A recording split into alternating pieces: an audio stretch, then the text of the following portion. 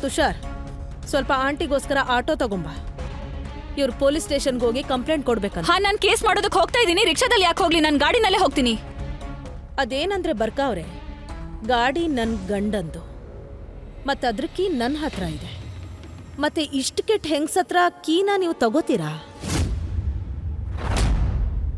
ನಿಮ್ಗೆಲ್ಲ ನನ್ನ ಮೇಲೆ ಡೌಟ್ ಇದೆಯಲ್ಲ, ಇರ್ಲಿ ಬಿಡಿ.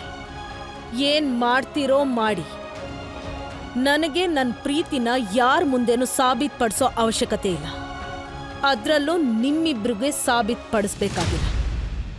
ನನಗೆ ಸಂಬಂಧನ ಉಳಿಸ್ಕೊಳ್ಳೋದಿಕ್ಕೆ ಗೊತ್ತು.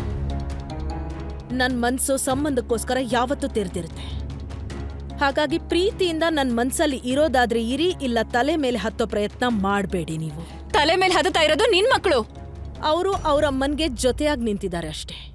ಅವರು ಅವ್ರ ಮನೆಯಲ್ಲೇ ಇರ್ತಾರೆ, ಮತ್ತೆ ನಾನು ನನ್ನ ಮನೇಲಿರ್ತೀನಿ. ಹಾಗೆ ನನ್ನ ಮನೇನ ನಿಭಾಯಿಸೋದಿಕ್ಕೆ ನನಗೆ ಯಾರ ಅವಶ್ಯಕತೆನೂ ಇಲ್ಲ. ಇವ್ರದ್ದು ಇಲ್ಲ, ಮತ್ತೆ ನಿಮ್ಮ ಅವಶ್ಯಕತೆನೂ ಇಲ್ಲ. ಹಾಗಾಗಿ ದಯವಿಟ್ಟು ನನ್ನ ಮನೆಯಲ್ಲಿ ಹೀಗೆ ಕೂಗಾಡಿ ಅರ್ಚಾಡಿ ನೆಮ್ಮದಿ ಹಾಳು ಮಾಡೋ ಪ್ರಯತ್ನ ಮಾಡಬೇಡಿ. ಹಾಗೆ ನಾನೊಬ್ಳೇ ಅಂತ ಅಂದ್ಕೊಂಡು ಹೆದರಿಸೋ ಬೆದರಿಸೋ ಪ್ರಯತ್ನ ಏನಾದರೂ ಮಾಡಿದ್ರೆ ಖಂಡಿತ ನಾನು ಒಂಟಿ ಅಲ್ಲ. ನನ್ನ ಮೇಲೆ ಆ ಗೋಪಾಲನ್ ಕೃಪೆ ಇದೆ, ಮನ್ಸಲ್ಲಿ ಗಂಡನ್ ಪ್ರೀತಿ ಇದೆ, ಜೊತೆಗೆ ನನ್ನ ಮಗಳು ಅನು ಕೂಡ ಇದ್ದಾಳೆ.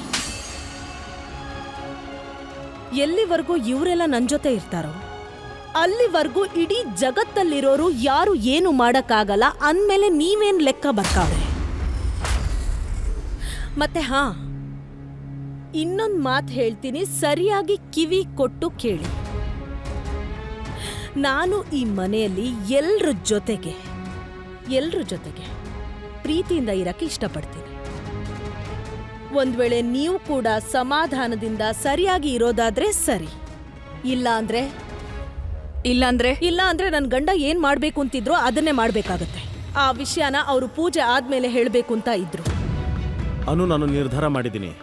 ನಾನು ಅಣ್ಣ ಹತ್ಗೆ ಹತ್ರ ಮಾತಾಡಿ ಎಲ್ಲ ವಿಷಯ ಹೇಳ್ಬಿಡ್ತೀನಿ.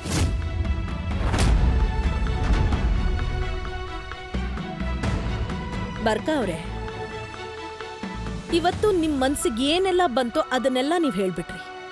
ನಾಳೆ ಹಬ್ಬದ ದಿನ, ನನ್ನ ಗಂಡನ ಹುಟ್ಟು ಹಬ್ಬದ ದಿನ. ನನಗೆ ಖುಷಿ ಬೇಕು, ಹಾಗೆ ಶಾಂತಿ ಬೇಕು.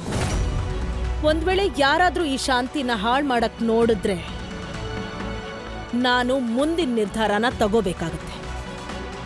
ಆವಾಗ ಆ ನಿರ್ಧಾರನ ನಾನು ನಿಮಗೆ ಹೇಳ್ತೀನಿ, ಅದು ನಿಮಗೆ ಸ್ವಲ್ಪನೂ ಇಷ್ಟ ಆಗಲ್ಲ.